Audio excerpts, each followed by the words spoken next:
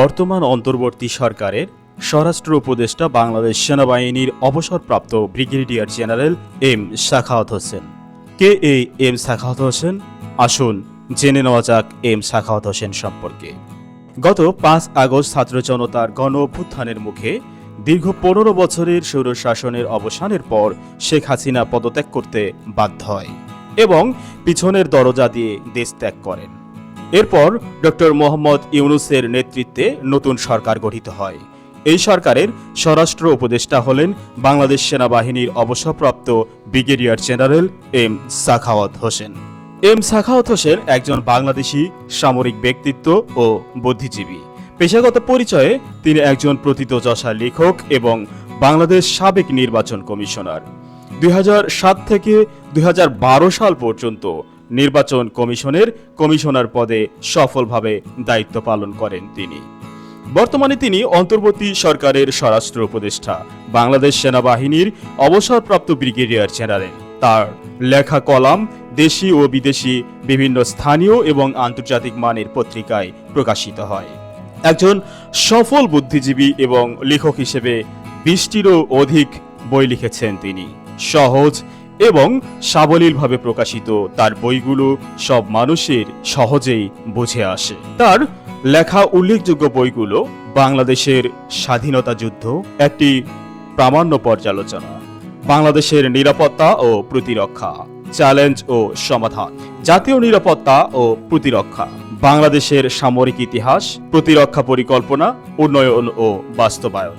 আসুন এবার আমরা জেনে নিই এম সাখাওয়াত হোসেনের জীবনী সম্পর্কে। সাখাওয়াত হোসেন ১৯৪৮ সালের ১ ফেব্রুয়ারি বাংলাদেশের বরিশাল জেলায় জন্মগ্রহণ করেন। তেজগাঁও সরকারি প্রাথমিক বিদ্যালয়ে তার প্রাথমিক শিক্ষা জীবন শুরু হয়। তিনি ১৯৬৩ সালে করাচি থেকে এসএসসি এবং ১৯৬৫ সালে করাচির ইসলামিয়া বিজ্ঞান কলেজ থেকে এইচএসসি পাশ করেন।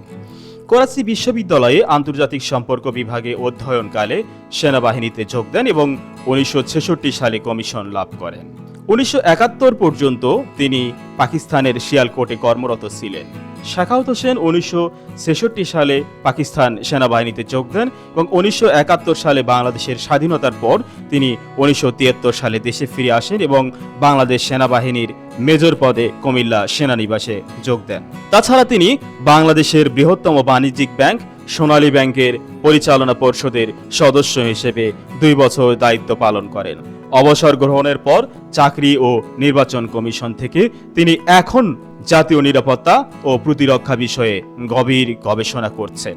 তিনি জাতীয় ও আন্তর্জাতিক পত্রিকায় কলাম লিখেছেন এবং নিরাপত্তা বিশ্লেষক হিসেবে সমাধিক পরিচিত। এম সাখাওয়াত হোসেন তার পেশাগত জীবনে নানা সময়ে শেখ হাসিনার সরকার বিরোধী দৃষ্টিভঙ্গি প্রকাশ করেছেন। টেলিভিশন অনুষ্ঠানগুলোতে নিয়মিত অতিথি হিসেবে উপস্থিত থেকে তিনি হাসিনা সরকারের নীতি ও কর্মসূচির তীব্র সমালোচনা করেছেন। তার বক্তব্যের মধ্যে সরকারি পদক্ষেপগুলো, বিশেষ করে অভ্যন্তরীণ নিরাপত্তা ও বৈদেশিক নীতির নানা সমস্যার দিকে ইঙ্গিত করেছেন।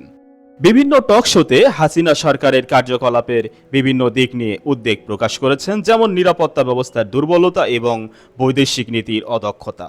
তিনি সরকারের স্বৈরাচারী আচরণ, গণতন্ত্রের অবক্ষয় এবং মানবাধিকার লঙ্ঘনের নানা উদাহরণ তুলে ধরেছেন। পত্রিকায় কলাম লেখার মাধ্যমে তার সমালোচনাগুলো আরও বিস্তৃত হয়েছে। কলামগুলোতে তিনি সরকারের বিভিন্ন সিদ্ধান্ত ও পদক্ষেপ এর তীব্র সমালোচনা করেছেন, যার মধ্যে দুর্নীতি, প্রশাসনিক অব্যবস্থাপনা এবং রাজনৈতিক প্রতিশোধের কিছু উদাহরণ উঠে এসেছে। নিরাপত্তা এবং প্রতিরক্ষা বিশ্লেষণে হাসিনা সরকারের নীতির কার্যকারিতা নিয়ে তার প্রশ্নসমূহ সুনির্দিষ্ট। বিভিন্ন নিরাপত্তা কৌশল ও পরিকল্পনা ত্রুটি নিয়ে তার বিশ্লেষণ সরকারের দিক নির্দেশনার প্রতি সংশয় সৃষ্টি করেছে।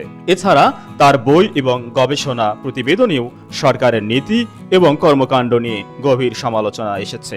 এসব প্রকাশনায় তিনি সরকারের বিভিন্ন দিক নিয়ে বিস্তারিত আলোচনা করেছেন, যা সরকার বিরোধী অবস্থানকে আরও সুস্পষ্ট করে তোলে। তার এসব বক্তব্য ও লিখনীগুলো স্পষ্টভাবে প্রমাণিত করে যে এম সাখাওয়াত হোসেন সরকারের বিরুদ্ধে একটি ধারাবাহিক এবং সুসংগঠিত অবস্থান গ্রহণ করেছেন। ১৫ আগস্ট বৃহস্পতিবারের মধ্যে যদি পুলিশের কোনো সদস্য কাজে যোগ না দেন, তাহলে ধরা হবে তারা চাকরিতে ইচ্ছুক নন। এমন হুঁশিয়ারি দিয়েছেন অন্তর্বর্তী সরকারের স্বরাষ্ট্র উপদেষ্টা brigadier general M Sakhawat Hossain. তিনি জানিয়েছেন এই বিষয়ে আইজিপি, র্যাবের মহাপরিচালক এবং মেট্রোপলিটন পুলিশ কমিশনারের সঙ্গে আলাপ করেছেন। ব্রিগেডিয়ার জেনারেল সাখাওয়াত হোসেন আরও বলেন, যদি কোনো পুলিশ সদস্য কাজে ফিরে না আসেন তাহলে মনে করা হবে তারা ডিজাস্টার, অর্থাৎ তারা চাকরি করার জন্য প্রস্তুত নয়। তিনি নিশ্চিত করেছেন যে কোনো ঘাটতি দ্রুত পূরণ করা হবে এবং তার কাছে অনেক পরিকল্পনা আছে। 7 দিনের মধ্যে এমন ব্যবস্থা করা হবে যাতে পুলিশ পূর্ণরূপে তাদের দায়িত্বে ফিরে আসতে পারে বলে তিনি জানিয়েছেন। 5 আগস্ট থেকে কোটার আন্দোলনের পর শেখ হাসিনার দেশ ত্যাগের কারণে সড়কগুলোতে ট্রাফিক পুলিশ এবং অন্যান্য পুলিশ সদস্যদের উপস্থিতি ছিল না। এ অবস্থায় পুলিশ সদস্যরা তাদের কর্মবিরতি পালন করেছিলেন এবং সড়কের শৃঙ্খলা বজায় রাখতে বিভিন্ন স্কুল ও কলেজের শিক্ষার্থীরা নিরলসভাবে কাজ করে যাচ্ছিল।